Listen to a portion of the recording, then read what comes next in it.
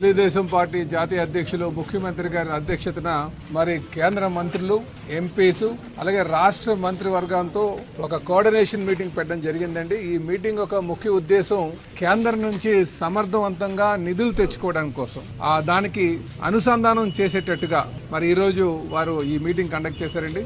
ఎందుకంటే ఇప్పుడు రేపు రాబోయే రోజుల్లో అంటే రేపటి నుంచే మరి పార్లమెంట్ సమావేశం జరుగుతుంది. అందులో మరి నిధులు కేటాయిస్తారు.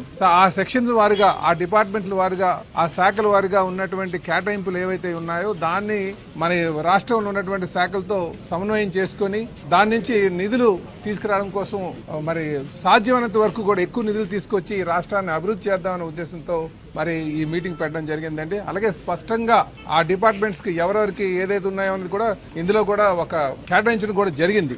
అయితే ఇది గత ప్రభుత్వంలో కానీ మీరు చూసుకుంటే అక్కడ ఎవరు కూడా కోఆర్డినేట్ చేయడానికి ఎవరు పట్టించుకోలేదు. ఆ